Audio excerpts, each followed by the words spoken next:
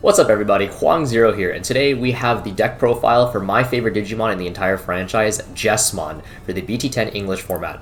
Jesmon receives both support from the structure deck as well as direct support in BT10, and it receives a plethora of new cards such as Jesmon GX, Ganku X, and then a bunch of new sisters as well. The deck is super strong. It has a really great matchup into the meta overall in BT10, and I would definitely say this is a really strong tier 1 deck if you're looking to do some really fancy plays. So without further ado, we're going to kick right into it, so let's get started. Now to kick us off, we're going to go over the deck list. We're going to break down the cards, their choices, and everything about that. So starting us off, the first card we're going to talk about is Gurimon. Gurimon is the egg of choice because Gurimon is when attacking once per turn. If this Digimon has 6,000 or more DP, draw 1. In Jesmon, you are going to notice that you are going to need a lot of cards in your hand to facilitate all of your combo plays. DP isn't exactly a big thing for you, just because all of your cards inherently gain DP or give DP. So Gurimon is an excellent choice, giving you a free source of draw power very easily, mind you, given the fact that your level 4s are all 6,000 DP, so they will proc Gurimon on themselves. Going into our level 3 lineups, we do play 4 of the OG Huckmon. This Huckmon is still arguably the best searcher in the entire game, checking top 5, adding 2 of your combo pieces. While that is on play, it's still really fantastic overall. So you want to play 4 of this just because it is easy access to most cards in your deck. We play 4 of the BT7 Huckmon. The reason why is because the GX build, which is this, has an over-reliance on needing extra sisters in your hands to facilitate your plays. If you don't see your sisters, then you're kind of just dead in the water a little bit. So we are playing the BT7 Huckmon to make sure that we have all the ammo in the tank. Some of these sisters are more important than others. For example, the new CL, which of course we'll talk about more in detail later, is really important for the combo. So finding that is really important. Next, we play the 3 Solarmon. Solarmon is, of course, our anti-Digicross tech. Using it against Crossart, for example, will force them to have the Crimson Blaze, have the Fireball, or Dorulumon in order to pop it. Otherwise, they will not be able to Digicross. Slowing down your opponent or forcing them to answer it means that you're having more time to set up for your Jesmon line of combo. And then you will notice that we do only play the 11 red Digivolution targets over our eggs, because of course we have the white cards we are not able to Digivolve into, but 11 is still a fairly fine number. TBH, you can even go as low as 10 if you really want to, but 11 feels like a really good spot, especially given the amount of play starters you have in total in this deck. Going into our white level 3s, we do play 2 of the BT6 Sistermon Blancs. Not only is this still a source of draw power, which you can call out for free through a bunch of different ways, but it will give your Sistermons a blocker, and blocker is a really huge part of this format, just to stave off a ton of different aggro. If you manage to get your Sistermons to a relatively high amount of DP, whether it's through Gankumon X's effect, for example, then you may be able to even wall off certain cards, like the Shoutmon Cross 4, because Shoutmon Cross 4 is only swinging for 8,000. If you get your sisters, specifically your CLs, to 9,000, you will be able to completely wall them off. We do play 2 of the new Sistermon Blanc. This Sistermon Blanc is very akin to Pot of Greed. It is on play, discard 1, draw 2. That's fantastic because you have the ability to grab back your sisters from the trash or revive them. And then it also gives Decoy to your red or black Digimon. The decoy is not super important in BT10. It gets more important later on in future formats, but the decoy is still relatively nice, so do keep that in mind. And then going into our level 4 lineups, we play 4 of the OG Bao Huckmon. Bao Huckmon from the OG, being able to pop 5,000 DP or less means you will be able to snipe bodies like against Crossart, for example, or just other floodgates that you may be faced against. We play 4 of the new Bao Huckmon. The ability is nice in the mirror, but it's not super important for all your other matchups. The main reason why we do play this new Bao Huckmon is because it has the Huckmon name, so it's searchable by a ton of our different cards, like the Master to Disciple option we'll talk about in a bit, so it's mostly just for consistency's sake. And when we do play 2 of the new Sistermon CL from BT10, the reason why this Sistermon CL is so important is because it is basically your enabler for the GX combo. And of course we'll talk about that more later in depth, and we will do a little combo segment as well, so we can showcase off that combo, but the CL is really important, not only for reducing the cost of your Digivolutions, but also for the fact that it is going to make it where you can reduce Or not reduce, but rather you can go straight from your starter deck, Jesmon, all the way into your GX, and then create what we like to call the Exodia board, where it's just extremely difficult to answer. And then we play 2 of the BT6 CL. The reason why we play the BT6 CL is because it's not only giving our Huckmon's DP, so that's really great for swinging over certain things, but also it's going to give us some memory, so if we call it for free, it's a +1 play. Up next, we do have the Sistermon CL from the starter deck. This CL is one of the weaker Sistermons that you can play because the search is top 3, grab 1. And the reboot is nice, but usually your Jesmon is going to be too big for your opponent to even try and swing over it, so the reboot is very niche. Sometimes it does come up, but it's not exactly the most important sister, so that's why we only play it at 1 versus the other CLs which we play at 2. Then going into our level 5s, we do play the 1-of Savior Huckmon. This card is limited, so do keep that in mind. And the reason why we play it as a 1-of is because it functionally acts as a pseudo restander, or a pseudo reboot, if you will, for your Jesmon play. So when you swing a Blitz, you're able to restand.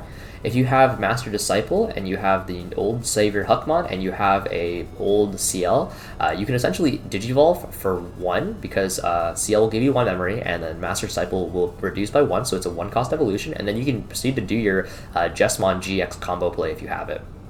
So it's really nice for that combo. And then we do play 4 of the new Savior Huckmon. Savior Huckmon is on when Digivolving, give your Digimon Judgment of the Blade effect, essentially, so you can swing to unsuspended Digimon. And then Savior Huckmon ESS allows you to call out a Sistermon, which is fantastic because then you can regurgitate more bodies onto the board. You can get out the new CL, you can get out old CL, you can get out some Blancs if you want to get some extra draw powers. Overall, it's just a really fantastic way to improve consistency across the board. We do play the 1-of Chimeramon.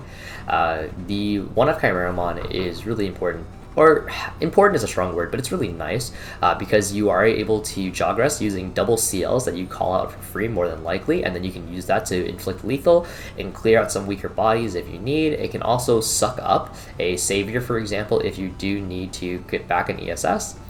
If you do play against Blue Flare, or expect to see a lot of Blue Flare, you would want to consider bumping up the Chimera ratio to 2, just because you want to unfreeze your Sistermon CLs. You don't want them to just be sitting fodder on your board.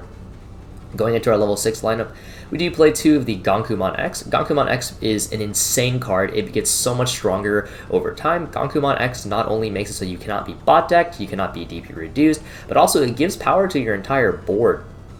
And why that's important is because it turns cards like Solarmon into a 5000 DP. 5000 DP means you are no longer in Fireball Threshold. You're no longer in Dorulumon Threshold.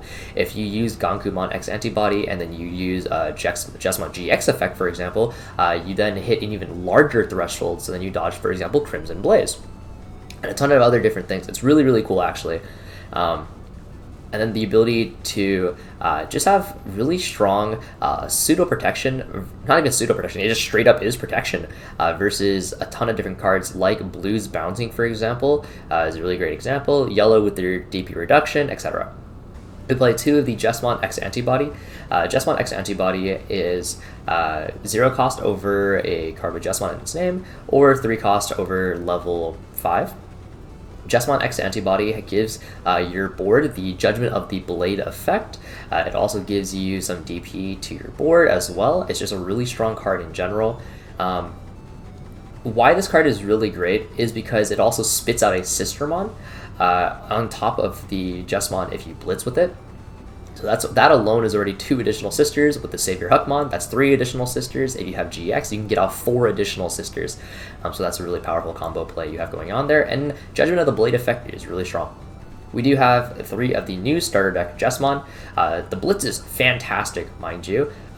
Being able to blitz and then get call out additional sister and get a security attack plus means you are able to chunk out your opponent's security really, really hard. This deck is no longer an OTK style of deck, but rather it is a deal damage and then go for lethal on the second turn. And it's super valuable because the board you create is generally extremely hard to break. So it's going to take a lot of time and resources for your opponent to break down your board. We play 2 of the GX. The reason why we play the 2 GX is because it creates the Exodia board, making it so your opponent has to invest a ton of different resources to get rid of the 4 sisters plus GX himself. GX is going to repeat one of your on Digivolve effects from your Royal Knights. It lets you cheat out the Gankumon X antibody effect, which is really, really fantastic. So I definitely think this card is really strong. I would not play, if you decide to play GX, I would play at least 2 to 3 TBH. Sometimes it bricks in your hand, but also it's sometimes just an auto win button. So really just fiddle with that ratio. Going into our options, we do play the 1 of Judgment of the Blade. So you may think to yourself, well, X Antibody comes with a Judgment of the Blade effect already, so why do we need another, like an actual Judgment of the Blade? So for 2 reasons. 1, if you are to swing with the Blitz and then evolve into X Antibody off of the CL, you do not get to redirect your target, so your Judgment of the Blade effect is kind of wasted on that sense. And 2, it's also just an insanely powerful security bomb. Calling out a sister for free can be really dangerous for your opponent. So what you'll want to do generally is you are going to want to swing, or not swing, rather, let me correct myself. Before you evolve, or before you blitz, you are going to want to Judgment of the Blade, cast it, and then go into your blitz, because then you will be able to target a unsuspended Digimon. So not only does X Antibody have Judgment of the Blade, but Savior Hackmon has Judgment of the Blade.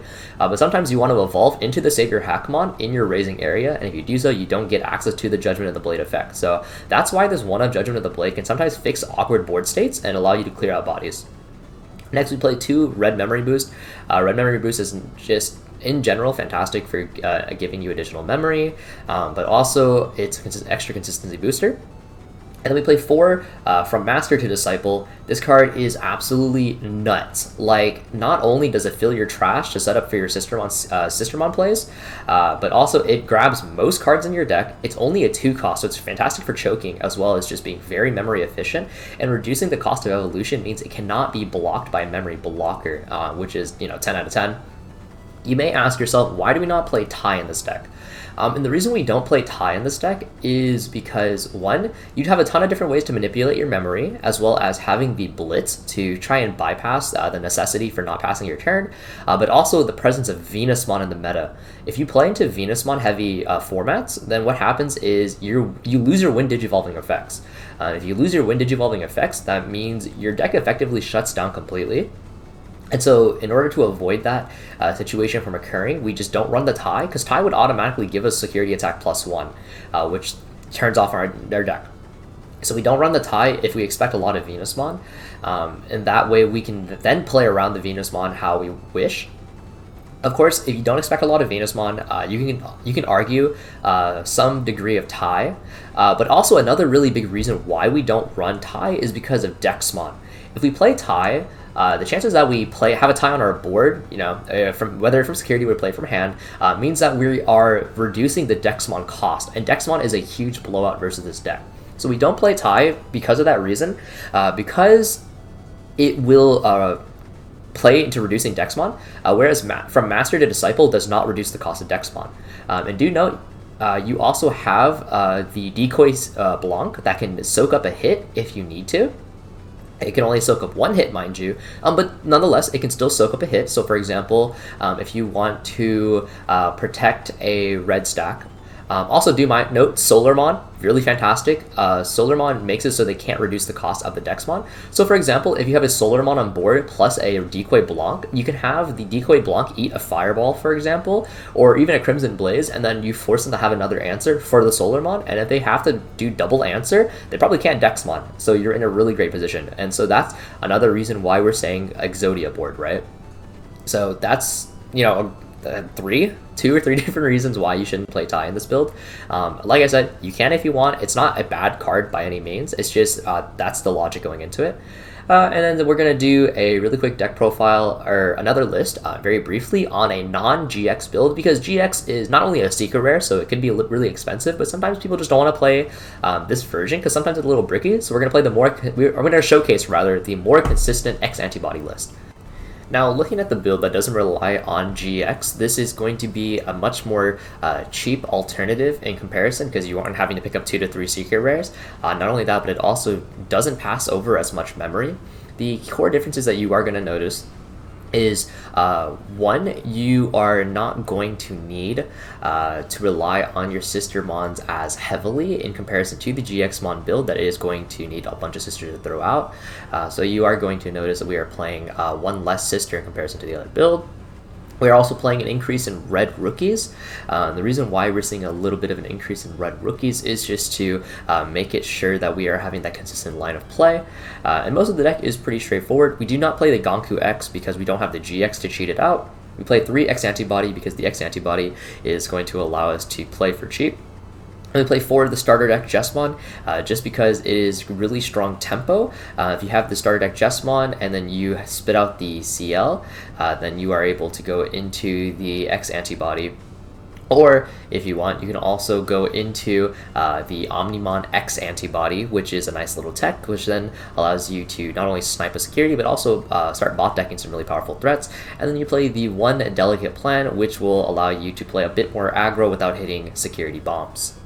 Going next, we do have some sample gameplay to give you guys an idea of how the combos look. Alright, so we're going to start talking about the different combos that you can do in the Jesmon deck. This combo is going to be known, or it's rather, we call it the Exodia play. So how the Exodia play works is, so you do need the new Savior Huckmon, okay, and then you just need Jesmon from the starter deck, you need the X antibody, you need Ganku, you need GX, and then you need these double sisters. And the biggest part about this is that the Ganku and the sisters can be in hand or trash. That doesn't really matter. But you need these components in hand in order to fully do the combo. In this Savior, you don't necessarily need it, but it kind of just helps to add on a little extra, if you will. So what you're going to go ahead and do is, hypothetically, let's say we're at 3 memory, right? Just for theoretical. So we're going to go ahead and we're going to evolve into our Savior, or not a Savior, our Jesmon. We're going to go ahead and we're going to swing. We're going to draw 1 because Digi-evolving. Alright, now we're going to swing with Blitz. Savior Huckmon effect. We're going to go ahead and let's call, for example, a Blanc. Okay, and we're going to go ahead and do our Blanc effect. It really does not matter. Draw 2, sure. Okay, and then we're going to resolve Jesmon effect. We're going to go ahead and call CL. Okay, and CL effect is going to activate, which will allow us to evolve into the X. Okay, and this is 0 cost because you went over a Jesmon. Do you mind that? Okay, and then Jesmon's effect is going to allow us to play another Sister Mon. So we're going to go ahead and call another CL. Again, does not matter from either trash or from hand, so either or. And then we're going to evolve that into the GX. Okay, and then GX is going to allow us to shove the Ganku. Okay. I forget if it's top or bottom specifically, but the point is like you're shoving the Ganku. So you shove the Ganku, so now you get plus 4,000 to your board because of Ganku X ability as well as Jesmon X ability. We're going to go ahead, we're going to call out a new Sister Mon as well because Jesmon GX ability calls a Sister Mon. Okay. And then the reason why it calls out a Sister Mon is because it's going to go ahead and copy the Ganku X ability, and Ganku X plays the sister. So now we have a board of 4 sisters. They all have plus 4,000 DP. They cannot be DP minus. They cannot be bot deck. They cannot be bounced to hand. You have blocker. You have decoy. And this Jesmon is huge. Not only that, you are also swinging for a lot of damage. So this is a plus 1 security attack for every Royal Knight in its trait, plus the 1 damage. So you do have the X antibody, you have the Jesmon, and then you have the Gankumon. So this is going to be a 4 damage combo, as well as draw 1 for Girimon. Okay, and so that is your basic Exodia play. This is a really difficult board for most decks to break. These are 9,000 DP blockers, which Cross 4 is unable to actually break through, so do keep that in mind. And then we're going to go ahead, we're going to reset all of this. Okay, we're going to grab everything back. And then we're going to showcase another combo. Okay, we are going to showcase the 1-cost evolution combo. So if we're at 1, we're going to go ahead, we're going to pop the Master Disciple, and then we're going to go ahead, evolve into Savior. Okay, so save your, this is now a 2-cost evolution. Save your effect, we're going to go ahead and play that CL gain back a memory, and now you fundamentally evolved for 1 cost, and then you can proceed to go ahead and try and do another Exodia play. Do note that GX is going to pass over 5, so that's, despite, you know, being an Exodia play such a strong play, you are going to pass over a ton of memory, but even with all that memory, you're basically telling your opponent, hey, good luck, try and break this board. And then you can also incorporate, for example, let's say we are at 1 memory, and we have this raising, we pull this out, we're going to go ahead and cast Judgment of the Blade, giving us the ability Blitz, and then now we can swing into a unsuspended target. And those are just some really basic examples of combo lines you can do in Jesmon. The most important combo to understand, though, is the Exodia play, especially in this GX style of build. So thank you guys for watching. I hope you guys found this enjoyable and learned a little bit from this Jesmon deck profile. This is my favorite Digimon of all time. I really love playing this deck. It's just a ton of different fun. It's actually really consistent now because of all of the draw power that you have from these different sisters, as well as the Master Disciple. So hope you guys enjoy it. Thanks.